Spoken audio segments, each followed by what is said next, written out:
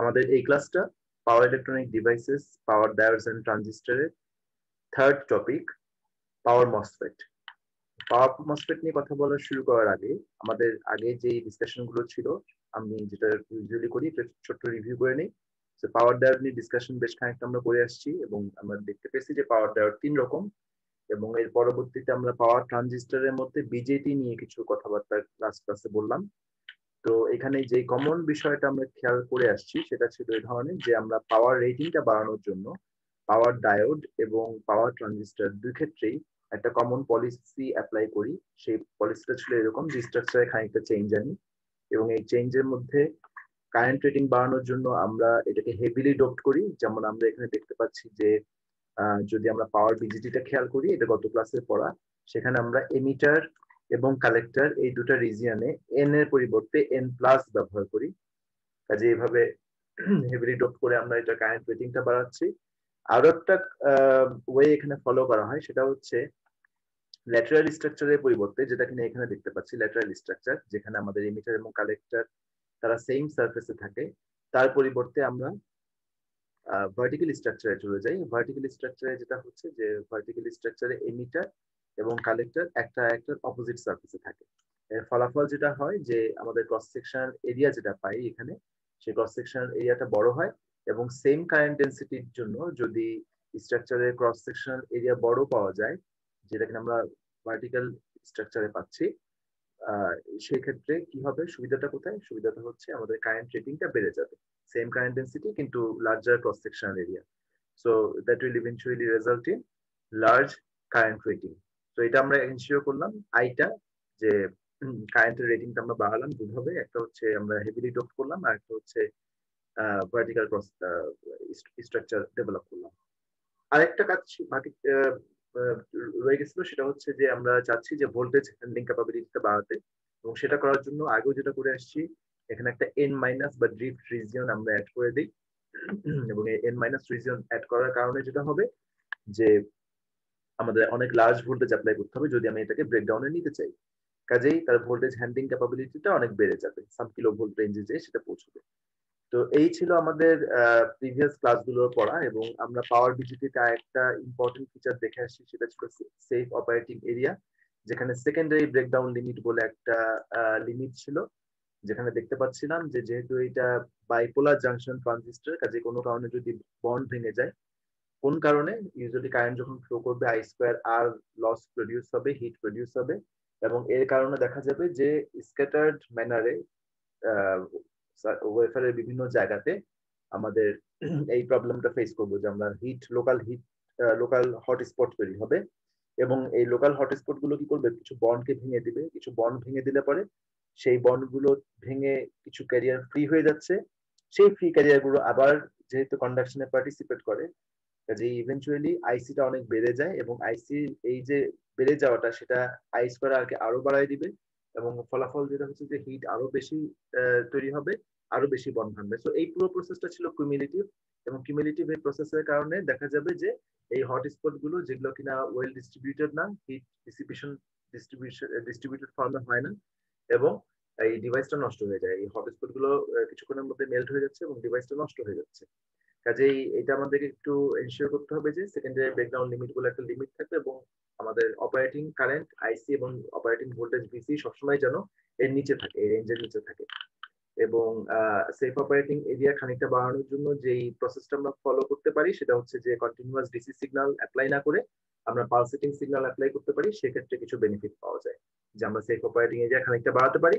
তবে একটা ultimate limit সবসময় রয়ে যায়, যেটা কিনা ভিসি এবং আইসির যে ম্যাক্সিমাম লিমিট, এই লিমিটকে আমরা কখনোই ক্রস করতে পারবো না। তো এই ছিল ডিসকাশন গত ক্লাসগুলো থেকে। আমরা যদি আজকের ক্লাসটাতে যাই, সেটা হচ্ছে আমরা ডিসকাস করতে যাচ্ছি পাওয়ার মসফেট নিয়ে। এবং আমরা যেটা জানি সেটা হচ্ছে মসফেট মূলত দু রকম, একটা হচ্ছে ডিপ্লেশন টাইপ মসফেট, আর একটা হচ্ছে এনহ্যান্সমেন্ট টাইপ মসফেট। তো ডিপ্লেশন টাইপ মসফেটের এক্সাম্পল এখানে দেওয়া আছে, এখানে N channel depletion type MOSFET, এখানে P channel depletion type MOSFET, এগুলো দেওয়া। আমরা যদি একটু খেয়াল করি দেখা যাবে যে ডিপ্লেশন টাইপ মসফেটে চ্যানেলটা শুরু থেকেই থাকে। এই যে দেখা যাচ্ছে এখানে একটা চ্যানেল দেখতে পাচ্ছি ড্রেন এবং সোর্সের মাঝে, এই হচ্ছে ড্রেন, এই হচ্ছে সোর্স, এবং তাদের মাঝে একটা চ্যানেল দেখতে পাচ্ছি। ঠিক একইভাবে পি চ্যানেল মসফেটেও ঘটনা একই। যে ডিপ্লেশন টাইপ মসফেটে সবসময় চ্যানেল শুরু থেকেই থাকে, কন্ডাকশনের শুরু থেকেই চ্যানেল থাকে। আচ্ছা, আর এনহ্যান্সমেন্ট টাইপ মসফেটের তাহলে বৈশিষ্ট্যটা কি? এনহ্যান্সমেন্ট টাইপ মসফেটের বৈশিষ্ট্য হচ্ছে এনহ্যান্সমেন্ট টাইপের ক্ষেত্রে আমাকে চ্যানেলটা এনহ্যান্স বা ক্রিয়েট করতে হবে, এই হচ্ছে আমাদের এনহ্যান্সমেন্ট টাইপ মসফেট। এখানে যদি একটু খেয়াল করি, এই যে এখানে ছিল আমাদের ড্রেন রিজিয়ন, এখানে ছিল সোর্স রিজিয়ন, এখানে পি টাইপ সাবস্ট্রেট, এটা এন চ্যানেল মসফেট, কিন্তু এখানে কোনো চ্যানেল নাই। চ্যানেলটা আমাকে ক্রিয়েট করতে হবে। কিভাবে চ্যানেলটা ক্রিয়েট করব? যখন আমরা গেটে সাফিসিয়েন্ট ভোল্টেজ দিব উইথ রেসপেক্ট টু সোর্স, তখন দেখা যাবে এখানে একটা চ্যানেল আস্তে আস্তে ক্রিয়েট হবে, এবং এই চ্যানেলটা ক্রিয়েট হলে পরে তারপর এটা কন্ডাকশনে যেতে পারবে, মানে ড্রেন এবং সোর্সের মাঝে কারেন্ট ফ্লো করবে। যেহেতু চ্যানেলটা শুরু থেকে থাকে না, সে কারণে এটাকে বলা হয় এনহ্যান্সমেন্ট টাইপ মসফেট। এবং আমরা যদি এর সিম্বলটা একটু খেয়াল করি, সিম্বলের মধ্যেও ডিফারেন্স দেখতে পাই আমরা। যেমন এইটা সিম্বলে দেখা যাচ্ছে এই যে চ্যানেলটা, এটা কিন্তু কন্টিনিউয়াস, কিন্তু এখানে আমরা চ্যানেলের সিম্বলটা একটু খেয়াল করি, চ্যানেলের সিম্বলটা কিন্তু কন্টিনিউয়াস না, এটা কিন্তু একটা ড্যাশ লাইন দিয়ে দেখানো হচ্ছে। দ্যাট মিনস যখন কন্ডাকশনে যাবে তখন এটা কন্টিনিউয়াস হয়ে যায়। তো এই হচ্ছে তাহলে আমাদের এনহ্যান্সমেন্ট টাইপ মসফেট। এবং আমরা যখন পাওয়ার মসফেট নিয়ে কাজ করি, দেখা যায় যে পাওয়ার মসফেট গুলো ইউজুয়ালি এনহ্যান্সমেন্ট টাইপ মসফেটই হয়। কাজেই ডিসকাস করা যাক পাওয়ার মসফেট নিয়ে। পাওয়ার মসফেটের স্ট্রাকচারটা তাহলে কেমন? অবশ্যই এটা এনহ্যান্সমেন্ট টাইপ মসফেট, এবং একই সঙ্গে যে বিষয়টা আসবে সেটা হচ্ছে এনহ্যান্সমেন্ট টাইপ মানেই হচ্ছে এখানে শুরু থেকে কোনো চ্যানেল নাই, আমাকে চ্যানেলটা ক্রিয়েট করতে হবে। তো মূল যে প্রিন্সিপাল গুলো ছিল পাওয়ারটাকে এনহ্যান্স করার জন্য বা পাওয়ার রেটিংটা বাড়ানোর জন্য, যে আমরা চাই যে এখানে হেভিলি ডোপড হোক, এটা একটা বিষয়। আর একটা হচ্ছে ভার্টিক্যাল স্ট্রাকচার হোক, এই দুটো করলে পরে আমাদের যেই ফেটটা তৈরি হবে, মসফেট যেটা তৈরি হবে, সেটা লার্জ পাওয়ার হ্যান্ডেল করতে পারবে, লার্জ কারেন্ট হ্যান্ডেল করতে পারবে, এবং তার সঙ্গে ভোল্টেজ হ্যান্ডলিং ক্যাপাবিলিটি বাড়ানোর জন্য একটা এন মাইনাস রিজিয়ন আমি অ্যাড করবো। তো সেই কাজগুলো আমরা এখানে করলাম। আমরা এই স্ট্রাকচারটা একটু দেখি, খেয়াল করি। এ এবং বি মূলত একই জিনিস, কিন্তু এটাকে একটু সিম্পলিফাই করে বিটা ড্র করা হচ্ছে। পাওয়ার মসফেটের ক্রস সেকশনাল ভিউ দেখতে পাচ্ছি আমরা এখানে। আমরা যেটা বললাম ভার্টিক্যাল স্ট্রাকচার ফর্ম করবো, দ্যাট মিনস সোর্স এবং ড্রেন তারা কিন্তু অপোজিট সারফেসে, একটা একটা অপোজিট সারফেসে লোকেটেড। তারা কিন্তু হেভিলি ডোপড, এই যে এন প্লাস এন প্লাস, তারা হেভিলি ডোপড। ওকে, এটাও সোর্স, তো তারা হেভিলি ডোপড। এবং যেহেতু হেভিলি ডোপড এবং যেহেতু তারা অপোজিট সারফেসে লোকেটেড ভার্টিক্যাল স্ট্রাকচার, সে কারণে কারেন্ট হ্যান্ডলিং ক্যাপাবিলিটিটা এখানে বেড়ে গেল। ঠিক আছে, আমাদের দুটো বাড়াতে হবে, দুটো জিনিসের চেঞ্জ, দুটো প্যারামিটারের চেঞ্জ আনতে হবে। একটা হচ্ছে ভোল্টেজ হ্যান্ডলিং ক্যাপাবিলিটি বাড়াতে হবে, একটা হচ্ছে কারেন্ট হ্যান্ডলিং ক্যাপাবিলিটি বাড়াতে হবে। তো আমরা প্রথমে টার্গেট করলাম হচ্ছে কারেন্ট হ্যান্ডলিং ক্যাপাবিলিটি, এটা আমরা বাড়াই ফেললাম। নেক্সট হচ্ছে আমরা ভোল্টেজ হ্যান্ডলিং ক্যাপাবিলিটি বাড়াতে চাই, এবং সেটার জন্য আমরা যা করলাম, যেটা করতে হয় সেটা হচ্ছে এন মাইনাস রিজিয়নটা অ্যাড করলাম। তো এখানে আমরা এন মাইনাস রিজিয়ন অ্যাড করি, এবং এন মাইনাস রিজিয়ন অ্যাড করার কারণে ভোল্টেজ হ্যান্ডলিং ক্যাপাবিলিটিটাও বেড়ে গেল। তার মানে যেটা দাঁড়াচ্ছে সেটা হচ্ছে এই মসফেটটা এখন তৈরি লার্জ পাওয়ার হ্যান্ডেল করার জন্য। সে লার্জ ভোল্টেজ যেমন ডিল করতে পারে, লার্জ কারেন্টও সে তার ভিতর দিয়ে পাস করতে দিতে পারে, কোনো সমস্যা হওয়ার কথা না। তো আমরা একটা কাজ করি, এখানে দেখবো যে আমাদের চ্যানেলটা কিভাবে তৈরি হয়। চ্যানেল কিভাবে তৈরি হয়, যেহেতু এটা এনহ্যান্সমেন্ট টাইপ মসফেট, সে কারণে আমাকে যেটা করতে হবে যে গেটে একটা সাফিসিয়েন্ট ভোল্টেজ দিতে হবে, আদারওয়াইজ কিন্তু এখানে চ্যানেল তৈরি হবে না, যেটাকে আমরা থ্রেশহোল্ড ভোল্টেজ বলে থাকি। সো ভিজিএস যেটা কিনা আমি গেটে অ্যাপ্লাই করব, that VGS should have sufficient value which is above threshold value. Threshold ভ্যালুর উপরে যদি যায়, দেখা যাবে যে এখানে একটা চ্যানেল ক্রিয়েট হবে, এখানে একটা চ্যানেল ক্রিয়েট হবে, এখানে একটা চ্যানেল ক্রিয়েট হবে। সে কি করে আসলে, যখন আমি এখানে পজিটিভ পোটেনশিয়াল দিই, এটা এন চ্যানেল মসফেট, খেয়াল রাখতে হবে সাবস্ট্রেটটা হচ্ছে পি টাইপ, কাজেই এই যে চ্যানেলটা তৈরি হবে সেটা হচ্ছে এন টাইপ। তো এটা এন চ্যানেল মসফেট, এখানে পজিটিভ ভোল্টেজ দিতে হবে। যদি পজিটিভ ভোল্টেজ দেই, সেই পজিটিভ কি করবে, এখানে পি টাইপ সাবস্ট্রেটের মধ্যে যত জায়গায় যত ইলেকট্রন আছে মাইনরিটি ক্যারিয়ার হিসাবে, তাদেরকে সে অ্যাট্রাক্ট করবে। তো ইলেকট্রন গুলো সবগুলো কি করবে, যখন সাফিসিয়েন্ট ভোল্টেজ এখানে অ্যাপ্লাই করব ভিজিএস আকারে, তখন এই ইলেকট্রন গুলো জমা হয়ে যাবে হচ্ছে সিলিকন ডাই অক্সাইড নামক ইনসুলেটিং লেয়ারের ঠিক নিচে। এটা কিন্তু গেটে কালেক্টেড হতে পারবে না। কেন পারবে না? কারণ আমি একটা সিলিকন ডাই অক্সাইডের লেয়ার এখানে দিয়ে রাখছি, সে কারণে এই ইলেকট্রন গুলো ক্রস করে, সিলিকন ডাই অক্সাইডকে ক্রস করে সামনে যেতে পারে, এটা ইনসুলেটিং লেয়ার। সো ইলেকট্রন গুলো এখানে জমা হয় এবং এইভাবে একটা চ্যানেল ক্রিয়েট হয়, এবং এরপরে কারেন্ট কন্ডাকশন শুরু হয়। সোর্স আমি নেগেটিভ দিচ্ছি, ড্রেইনে আমি পজিটিভ দিচ্ছি। তো ফলাফল হচ্ছে সোর্সের নেগেটিভটা এন প্লাস এর ভিতরে যে ইলেকট্রন গুলো থাকে তাকে সে রিপেল করে, এবং ইলেকট্রন গুলো শেষ পর্যন্ত কোন পাথে আসবে, ইলেকট্রন গুলো দেখা যাবে সোর্স থেকে এন প্লাস মানে সোর্স হয়ে চ্যানেল হয়ে দেন ড্রেইনে তারা কালেক্টেড হবে। ড্রেইনে তো এমনি তো পজিটিভ দিয়ে রাখা, কাজে ইলেকট্রন সে কালেক্ট করবে। কাজে এই হচ্ছে টোটাল অপারেশনটা। এখন আমি যদি ভিজিএস সাফিসিয়েন্ট দিই, তখন দেখা যাবে যে কারেন্ট ফ্লো করবে, আর আমি যদি ভিজিএস সাফিসিয়েন্ট না দিই তখন কারেন্ট ফ্লো করবে না। দ্যাট মিনস আমি অন অফ দুটোই কিন্তু কন্ট্রোল করতে পারি। যখন ফুল কারেন্ট ফ্লো করবে মানে আমি যখন লার্জ ভিজিএস দিব তখন দেখা যাবে ফুল কারেন্ট ফ্লো করতেছে, এবং এর ফলাফল হচ্ছে আমি এটাকে যদি সুইচ হিসেবে ট্রিট করি দেখা যাবে ভিডিএস এর পরিমাণটা খুব সামান্য। ওকে, এবং সেটাকে আমরা অন সুইচ হিসেবে ধরতে পারি। আর যদি আমি ভিজিএস টাকে খুব কমায় রাখি, হ্যাঁ, জিরো করে রাখলাম বা জিরোর কাছাকাছি কোনো একটা ভ্যালু করে রাখলাম, তখন দেখা যাবে এর ভিতরে কোনো কারেন্ট ফ্লো করে না। কাজে তুমি ভিডিএস এর অ্যাক্রস আসলে ওপেন সার্কিট ভোল্টেজ পাবা, এবং সেটাকে আমরা অফ সুইচ হিসেবে কনসিডার করব। কাজে আমরা এটার অপারেশনাল ক্যারেক্টারিস্টিক্স যেটা ছিল ভিআই ক্যারেক্টারিস্টিক্স প্লট, এটা আমরা এখানে দেখতে পাচ্ছি। ভিআই ক্যারেক্টারিস্টিক্স প্লটে অ্যাজ ইউজুয়াল আউটপুট ভোল্টেজ এবং আউটপুট কারেন্ট এখানে দেয়া আছে। এখানে হচ্ছে আউটপুট ভোল্টেজ, এ হচ্ছে আউটপুট কারেন্ট। এখানে আমাদের তিনটা রিজিয়ন, একটা হচ্ছে কাট অফ, একদম যখন আমরা থ্রেশহোল্ডের নিচে যখন ভোল্টেজ দেই সেই জায়গাটা হচ্ছে কাট অফ। এরপরে হচ্ছে লিনিয়ার রিজিয়ন, এই জায়গাটাতে দেখা যাচ্ছে যে আমি ভোল্টেজ যত বাড়াতে থাকবো মানে ভিডিএস যত বাড়াতে থাকবো কারেন্ট লিনিয়ারলি বাড়তে থাকবে। একটা সময় এটা স্যাচুরেশনে চলে যায়, কারণ চ্যানেল এর থেকে আর ঠিক হতে পারে না। কাজে সেই জায়গাটাকে আমি বলি হচ্ছে pinch of region, pinch of বা স্যাচুরেশন রিজিয়ন। তো এরকম তিনটা রিজিয়নে এখানে এই মসফেট অপারেট করে, এবং ঠিক আগের মতোই আমরা যেমন বিজিটিতে দেখে আসছি এখানেও তাই, আমরা কাট অফ এবং স্যাচুরেশন এই দুটো রিজিয়নে যে কাজ করবো। তো আমরা যদি এই দুটো রিজনে কাজ করতে চাই, এই হচ্ছে আমাদের দুটো এক্সাম্পল। একটা হচ্ছে সুইচ অফ কন্ডিশনে কেমন হবে সেটা, এবং সুইচ অন কন্ডিশনে কেমন হবে।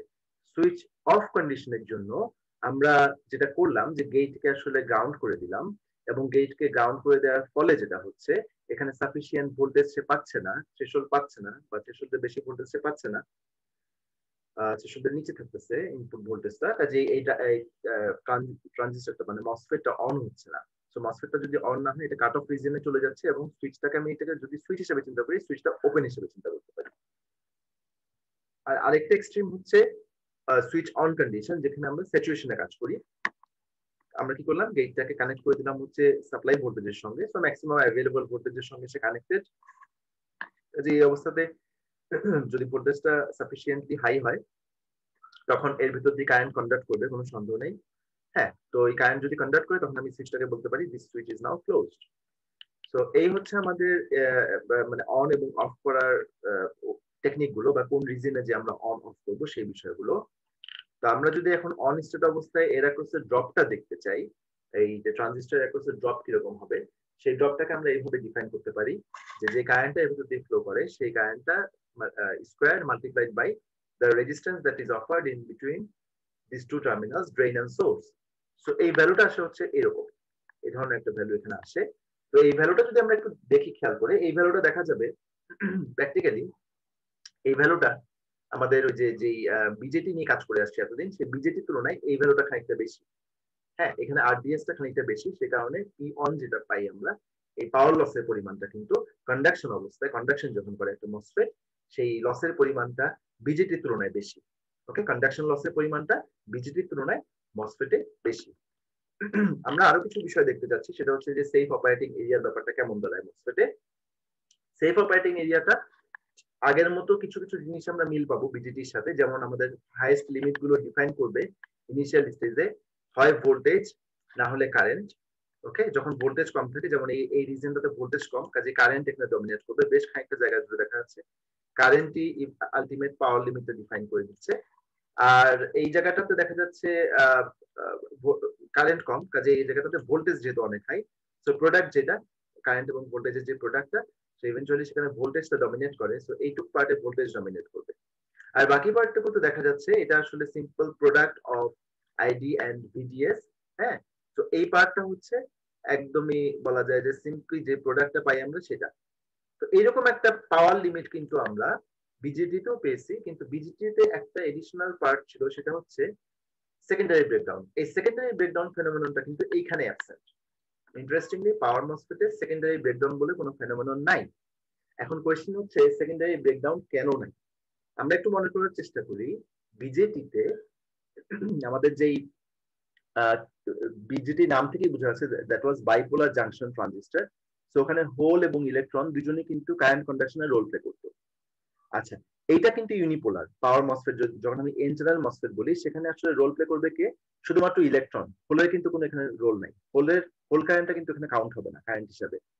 কাজেই আমি যদি শুধু ইলেকট্রনের কথা চিন্তা করি, যেহেতু এটা এন চ্যানেল মসফেট, তো এটাকে যদি শুধু কাউন্ট করি, এন চ্যানেল মসফেটের জন্য ইলেকট্রন ফ্লো করে কোন দিকে অথবা ডিরেক্টেড ইলেকট্রনের ফ্লো কোনটা, সেটাই আসলে ডিসাইড করবে আইডিটা।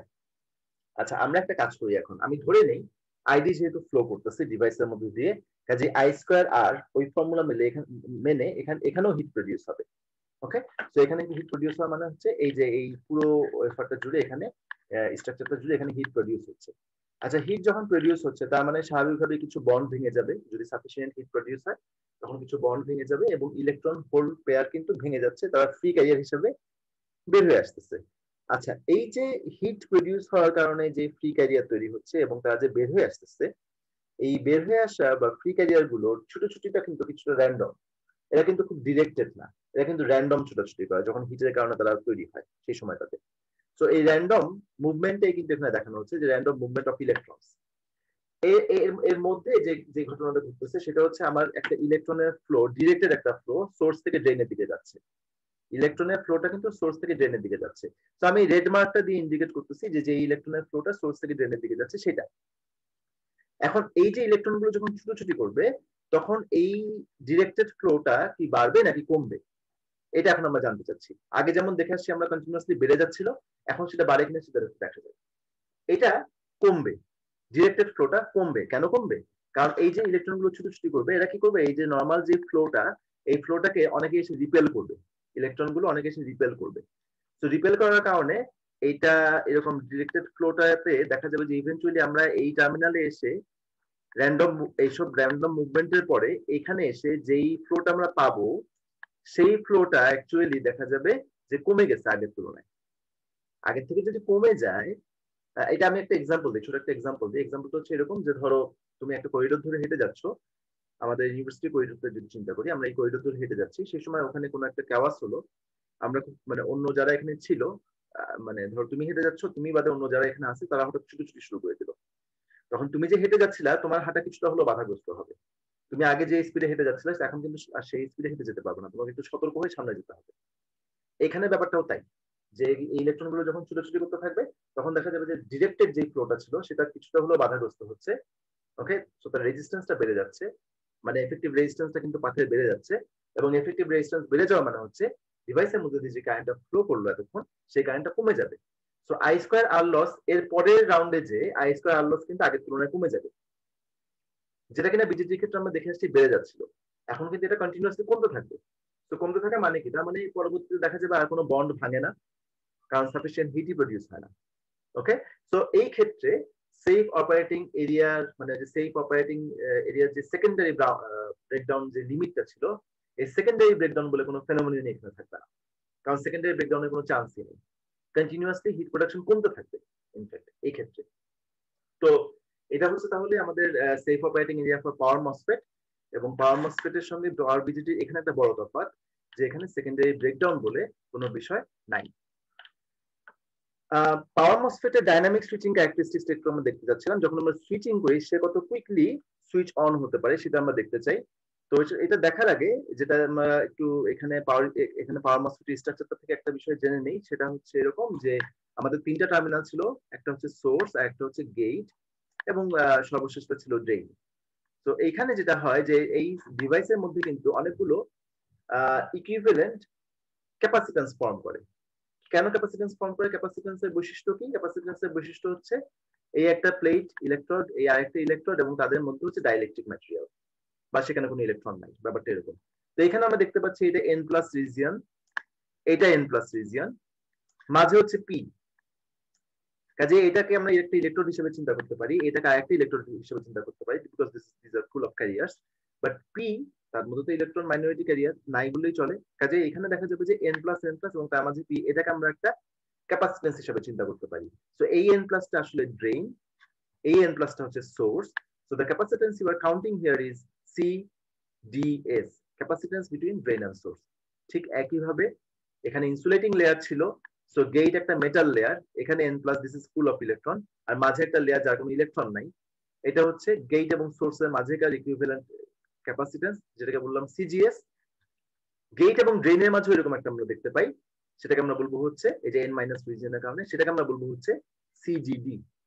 ওকে, সো এই তিনটা ক্যাপাসিটেন্সকে আমরা এখন কি করব, ইকুইভ্যালেন্ট সার্কিটের মধ্যে বসাবো। আরেকটা বিষয় সেটা হচ্ছে এটা যখন মসফেটের যখন ইকুইভ্যালেন্ট সার্কিট আমরা ডাইনামিক ইকুইভ্যালেন্ট সার্কিট তৈরি করতে যাই, আরো দুটো জিনিস এখানে আসবে। সেটা হচ্ছে যে এই একটা রেজিস্ট্যান্স অফার করে, সার্টেন একটা রেজিস্ট্যান্স অফার করে ড্রেন এবং সোর্সের মাঝে যেহেতু কারেন্টটা ফ্লো করে, তো ওই রেজিস্ট্যান্সটাকে আমরা বলবো আরডিএস। আর যে কারেন্টটা ফ্লো করে সেই কারেন্টটা নির্ভর করে হচ্ছে তুমি কত ভিজিএস দিচ্ছ তার উপরে, গেটে কত ভোল্টেজ দিচ্ছ তার উপরে। কাজেই এটা একটা এখানে একটা কারেন্ট সোর্সও থাকবে যা কিনা ডিপেন্ডেন্ট কারেন্ট সোর্স, এবং ডিপেন্ড করবে হচ্ছে কত ভোল্টেজ তুমি গেট এবং সোর্সের মাঝে দিচ্ছ তার উপরে, ভিজিএস।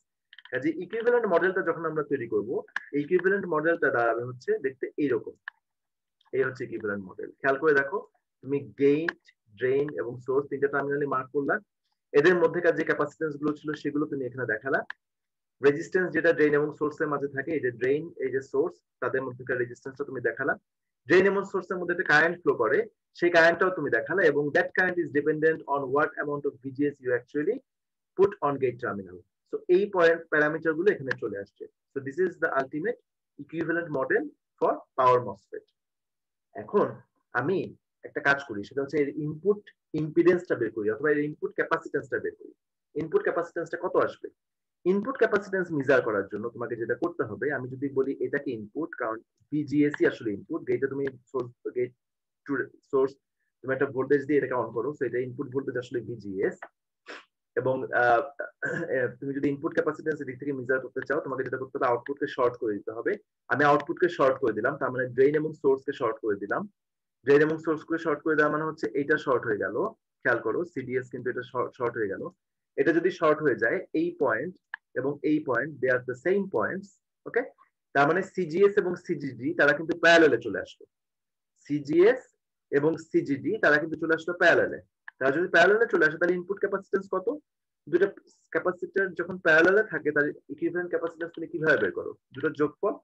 সো ইনপুট ক্যাপাসিটেন্স হচ্ছে সিজিএস এবং সিজিডি যোগফল। তার মানে হচ্ছে তুমি যখন একটা ভোল্টেজ আসলে গেটে অ্যাপ্লাই করো, সে কিন্তু চট করে ওই ভোল্টেজটাকে ডিভাইসের অ্যাক্রসে অ্যাপ্লাই করতে পারে না। ডিভাইস যেটা দেখতে পায় সেটা হচ্ছে একটা ভোল্টেজ আসছে, ভালো কথা, কিন্তু আমার ভিতরে একটা ইন্টারনাল ক্যাপাসিটেন্স আছে, মানে ইনপুটই একটা ক্যাপাসিটেন্স আছে। ফার্স্ট এটাকে চার্জ করতে হবে, then only the rest of the circuit actually, or the rest of the device actually knows that there is something on the input terminal. হ্যাঁ, কাজে এই যে ভোল্টেজ আমরা দিচ্ছি, এই ভোল্টেজটা আগে বিল্ড আপ করবে হচ্ছে এই ইনপুট ক্যাপাসিটেন্সের অ্যাক্রসে, এবং ইনপুট ক্যাপাসিটেন্সের অ্যাক্রসে বিল্ড আপ করার পরে তারপরে বাকি সমস্ত কাজটুকু হবে। তো সেটা আমরা এখানে করলাম যে সুইচিং ওয়েভফর্মটা যদি আমরা একটু দেখি, আমরা গেটে যে ভোল্টেজটা দিই, সুন্দর একটা স্টেপ ভোল্টেজ আমরা দিচ্ছি, স্টেপ চেঞ্জ হচ্ছে এখানে। কিন্তু আমরা যখন ভিজিএস টা অ্যাকচুয়ালি দেখবো যে ও একটা ভোল্টেজটা কিভাবে ডেভেলপ করে, ভোল্টেজটা কিন্তু ডেভেলপ করে একটু স্লোলি, এই যে এইভাবে। হ্যাঁ, কারণ ইনপুট ক্যাপাসিটেন্সটাকে ফুল চার্জ আপ করতে হবে সেই জন্য। তবে একটা জিনিস মনে রাখতে হবে, সেটা হচ্ছে যদিও বললাম খানিকটা স্লো, কিন্তু তারপরেও বিজেটি থেকে অনেক ফাস্ট এই পুরো প্রসেসটা। হ্যাঁ, so voltage driven device, so this is again ফাস্টার compare to BJD, কারণ বিজেটি ছিল কারেন্ট কন্ট্রোল ডিভাইস, তার তুলনায় এটা অনেক ফাস্ট। এবং যেহেতু ফাস্টার বলতে ট্রানজিশন হয়, ফাস্টার ট্রানজিশন হওয়ার কারণে দেখা যাবে তো সুইচিং লসটাও কম, কারণ বিজেটিতে স্লো ট্রানজিশনের কারণে, মানে স্লোলি আইসি জিরো ভ্যালু থেকে ম্যাক্সিমামে পৌঁছায়। আমি যদি একটু ব্যাক করি আমাদের বিজেটি প্লটটাতে, বিজেটি প্লটটা কেমন ছিল, সুইচিং এর প্লটটা, বিজেটি প্লটটা ছিল দেখতে এমন যে এখানে দেখা যাচ্ছিল যে বেশ খানিকটা সময় জুড়ে এই ভিসিটা নেমে আসতেছিল স্যাচুরেটেড ভ্যালুতে, আর কালেক্টর কারেন্টটাও দেখলে বেশ খানিকটা সময় জুড়ে এসে তার ম্যাক্সিমাম ভ্যালুতে যাচ্ছিল। কাজে এই দুটো প্রোডাক্ট যেটা ছিল সুইচিং লস, যেহেতু এটা বেশ খানিকটা সময় জুড়ে ঘটে, কাজে সুইচিং লসটাও ছিল সিগনিফিকেন্ট। হ্যাঁ, কিন্তু এখন কি হবে, এটার সময়টা লাগবে কম, এই ট্রানজিশনটার সময় অনেক কম, সামান্য কিছু সময় লাগবে, একদম যে স্টেপ চেঞ্জ হবে তা না, এই সামান্য কিছু সময় যেটুকু লাগে সেটা হচ্ছে ওই ইন্টারনাল ক্যাপাসিটেন্সটার জন্য। তারপরেও দেখা যাবে অনেক ফাস্টার ট্রানজিশন হয়, এই যে এখানে অনেক ফাস্টার ট্রানজিশন হয়, এবং যে কারণে সুইচিং লসের পরিমাণটা কিন্তু কমে আসবে। সুইচিং লসের পরিমাণটা বিজেটির তুলনায় কিন্তু মসফেটে অনেক কম। কাজে এইবার একটা কাজ করা যায়, সেটা হচ্ছে মসফেটও দেখা হয়ে গেল, বিজেটিও দেখা হয়ে গেল, এবার দুটোর মধ্যে একটা কম্পারিজন করা যায়। যখন কম্পারিজন করতে যাব তখন আমরা কি দেখবো? যেটা দেখতে পাই সেটা হচ্ছে যে বিজেটিতে আমরা সুইচিং লসটা দেখতে পাই অনেক হাই, ওয়ারেজ মসফেট যেহেতু সুইচিং এর ট্রানজিশনটাই তার খুব অল্প সময়, সেই কারণে তার সুইচিং লসটা কম। কাজে হাই ফ্রিকোয়েন্সি সুইচিং করতে গেলে, হাই ফ্রিকোয়েন্সি সিগন্যাল সুইচিং করতে গেলে বিজেটি আমাদের জন্য আসলে খুব একটা লাভজনক হবে না, কারণ বিজেটিতে সুইচিং লসটা অনেক বেড়ে যাবে। কিন্তু হাই ফ্রিকোয়েন্সি সুইচিং আমি যদি মসফেট ইউজ করে করি, দেখা যাবে যে সেটা তুলনামূলকভাবে সহজ হবে আমাদের জন্য।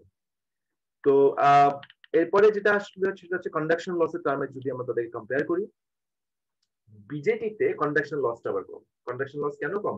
কারণ যে ভিসিই ওর ভ্যালুটা খুব সামান্য, 0.2 ভোল্টের মতো। কিন্তু মসফেটের ক্ষেত্রে কিন্তু ব্যাপারটা সেরকম না। মসফেটের ক্ষেত্রে এই ভ্যালুটা 1 ভোল্ট বা তারও কিছু বেশি। তো এর ফলে যেটা হয় যে মসফেটে কিন্তু সুইচটা যখন কন্ডাক্ট করে, কন্ডাকশন লসটা যখন অন থাকে তখন লসটা বেশি বিজেটির তুলনায়। হ্যাঁ, আচ্ছা। তারপরে হচ্ছে ড্রাইভার সার্কিট। আমরা যদি দেখি ড্রাইভার সার্কিটের ব্যাপার, মসফেটের ড্রাইভার সার্কিট আসলে কি প্রোভাইড করে? বেসিক্যালি একটা কনস্ট্যান্ট ভোল্টেজ, একটা স্টেপ ভোল্টেজ দেয়, সে কনস্ট্যান্ট ভোল্টেজ দেয় এবং তার বেসিসে ওই ভিজিএসটাকে কাজে লাগাই সে অন হচ্ছে বা অফ হচ্ছে। আর বিজেটির ক্ষেত্রে তার যে ড্রাইভার সার্কিট, সেই ড্রাইভার সার্কিট তাকে কি দেয়? বেস কারেন্ট দেয়। এখন কনস্ট্যান্ট কারেন্ট দেওয়াটা কনস্ট্যান্ট ভোল্টেজ দেওয়া থেকে কিন্তু কঠিন। ওকে, এবং সেই কারণে যেটা বলা হয় যে ড্রাইভার সার্কিটের টার্মে যদি আমি কম্পেয়ার করি মসফেট এবং বিজেটিকে, দেখা যাবে যে মসফেটের ড্রাইভার সার্কিট তৈরি করা অনেক সহজ। একটা জিনিস হচ্ছে যে মসফেটের ইনপুট ইম্পিডেন্স কিন্তু ইনফিনিটি থিওরিটিক্যালি, হ্যাঁ, কারণ গেটটা তো ইনসুলেটেড থাকে, তাই না? Metal oxide semiconductor field effect transistor, that means গেটটা ইনসুলেটেড, কোনো গেট কারেন্ট থিওরিটিক্যালি নাই, এবং গেটটাই তো তার ইনপুট টার্মিনাল।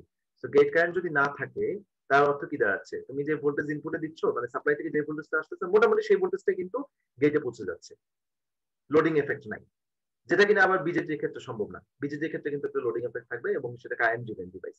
তো এইটা হচ্ছে একটা বড় সুবিধা যে ড্রাইভার সার্কিট চিন্তা করলে মসফেটের ড্রাইভার সার্কিটটা কম্পারেটিভলি বিজেটির থেকে ভালো, এবং মসফেটের ইনপুট ক্যারেক্টারিস্টিক্সটা বলা যায় যে বিজেটির তুলনায় বেটার, কারণ ইনপুটে কোনো লোডিং এফেক্ট নাই। হ্যাঁ, নেক্সট হচ্ছে সেকেন্ডারি ব্রেকডাউন ইস্যু। আমরা মসফেটে যেটা দেখলাম যে সেকেন্ডারি ব্রেকডাউন বলে কোনো প্রবলেম এখানে থাকে না, যেটা কিনা পাওয়ার বিজিটিতে থাকে। তো পাওয়ার বিজিটি নিয়ে কাজ করার সময় একটু সতর্ক হতে হয়, একটু বাড়তি সতর্কতা থাকতে হয়, যেহেতু সেখানে সেকেন্ডারি ব্রেকডাউন ব্যাপারটা আছে, এবং পাওয়ার মসফেটের ক্ষেত্রে এই ব্যাপারটা অ্যাবসেন্ট।